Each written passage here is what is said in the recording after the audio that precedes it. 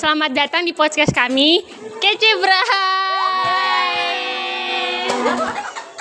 Nah, pertama-tama di sini saya Rebecca Ginting dan di sini teman saya ada Rolando Sianturi dan Angelina Simbolon.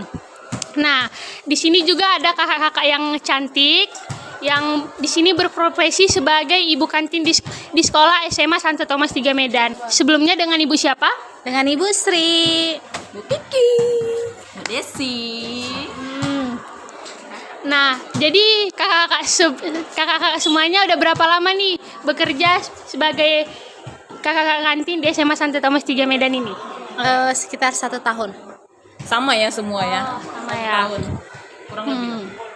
Nah, terus ini kadang kan ada nih siswa-siswa yang suka ngambil saus nih, terus dibawa nih sausnya ke kelas. Gimana nih tanggapan kakak-kakak semuanya? Kecarian nggak atau kesel gitu sama kami? Kalau kecarian, ya pasti kecarian dong. Namanya itu kan saus kan. Kadang-kadang mau dimarahin juga pembeli ya kan. Kan nggak mungkin dong kita marahin pembeli ya kan. Jadi ya kita pasrah-pasrah aja lah. Bukan keselnya lagi itu kan nggak tahu kita orangnya siapa yang ngambil ya kan?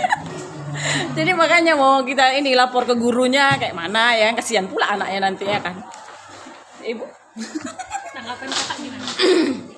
Kadang ya anak Santo Thomas 3 ini nggak bisa diapai ya. Kadang ada bandelnya, ada baiknya itu lah. Tiba-tiba pulang pula ya. Tiba-tiba Nah, pulang. sausnya tadi pulang sendiri, berjalan dia.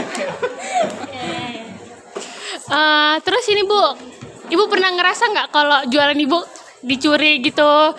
Terus Ibu marah nggak atau marahi siapa yang curi itu gitu loh Bu? Kalau nggak ketahuan, siapa yang mau dimarahi ya kan? Tapi Ibu ngerasa nggak kadang kalau jualan Ibu itu suka hilang gitu, kayak ada yang kurang gitu loh Bu? Ibu masih Pastilah, segini. pasti. Ada sih. Ya. Pasti ada. Pasti ada lah itu. Cuma sekali dua kali ada lah itu. Cuma nggak tahu juga kita orangnya siapa karena kan langsung rame gitu. Mungkin mereka cari kesempatan pas rame-rame gitu ya kan. Kalau sepi-sepi orang itu nggak mau. Orang itu udah berakal. Kalau misalnya nih Bu ketahuan gitu kan Bu, Ibu tengok nih, Ibu tanggapan Ibu gimana? Pasti ditegur.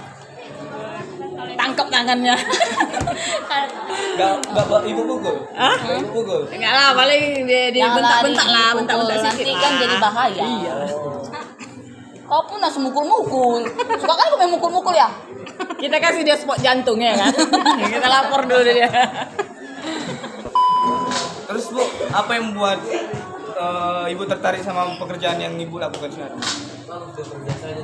Gimana ya, gara lingkungan sekolah itu ya kan. Jadi banyak siswa-siswa yang gimana ya, perilakunya pun beda-beda gitu kan. Ada yang baik, ada yang setengah baik, ada yang jahat gitu. Jahat kali ya. Ya. Jadi semua menyatu gitu lah. Jadi Bu, makanan favorit di kantin apa aja Bu? Banyak ya. Ya apa aja ini koki kita ini. Sebutkan Bu.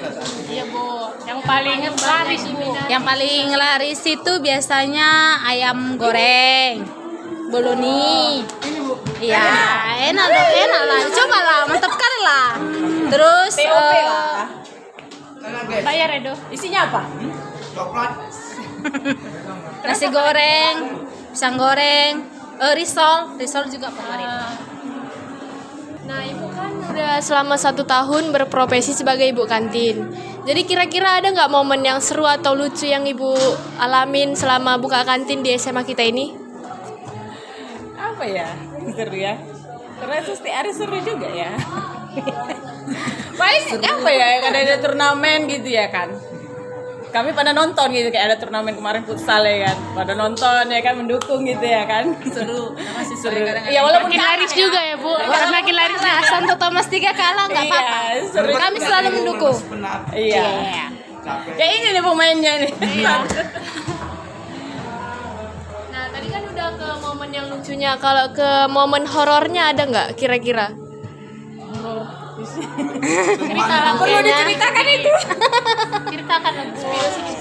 Kayaknya selama kerja di sini nggak pernah ya. Siapa tahu Nggak Ibu pernah. pulang malam gitu kan Bu, terus ada nih. Nggak pernah, karena selalu rame Santo Thomas 3. Iya. Banyak yang latihan. Itu ya. Jadi nggak pernah. Iya, basket, latihan pernah. basket sampai malam mereka.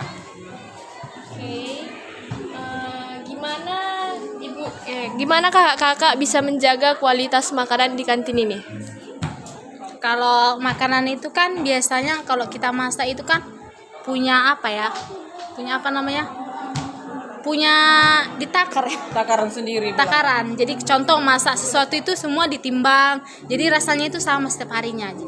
Nggak akan pernah berubah karena Kecuali semua ada timbangan. Tukang masaknya diganti. Ya, kecuali tukang masaknya di rolling. Makanya ya, beda beda. rasanya. Udah beda orang, beda tangannya ya kan, beda rasa. Ada nggak siswa-siswa di sini berhutang gitu, Bu? Kalau berhutang kayak wah, ya kita kasih juga lah ya kan. Kadang kasihan juga anak-anak ini kadang minta minum dia haus, uangnya udah habis.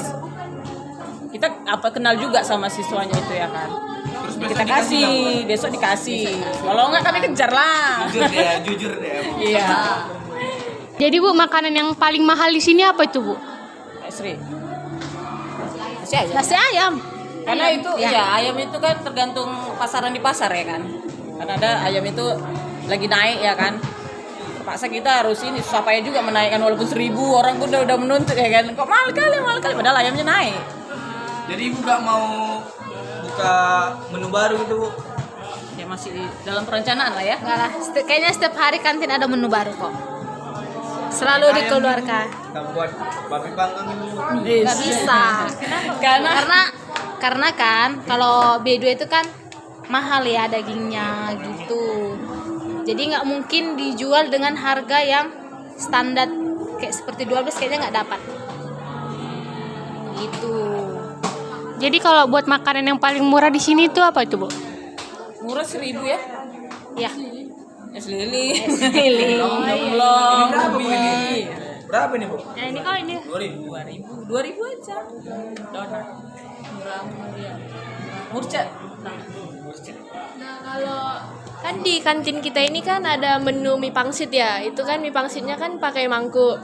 Jadi kalau misalnya siswa-siswi beli mie pangsitnya terus dibawa ke kelas, terus mangkuknya nggak dikembaliin. Nah, itu respon kakak-kakaknya gimana? Atau diambil sendiri atau Biasanya kalau anak-anak bawa mangkok ke kelas biasanya mereka mengembalikan. Tapi kan nggak semua anak yang mau mengembalikan kan. Resikonya itu tadi lah, mangkoknya hilang.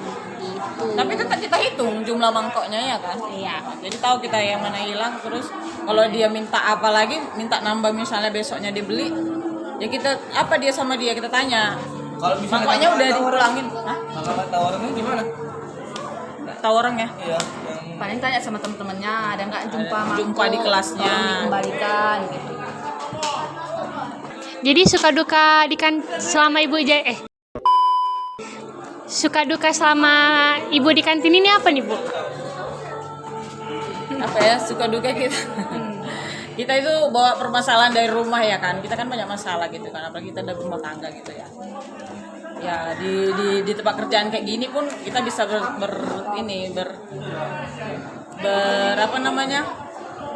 bersharing gitu ya kan, tukar pikiran, cerita, curhat gitulah. Curhat sama teman. Setelah kita cerita kita akan menjadi puas ya kan. Sukanya memang kita selalu ketawa ya. Udah capek Bu kita terus ketawa-ketawa gitulah. Kita bawakan happy. Tapi kita udah semakin tua.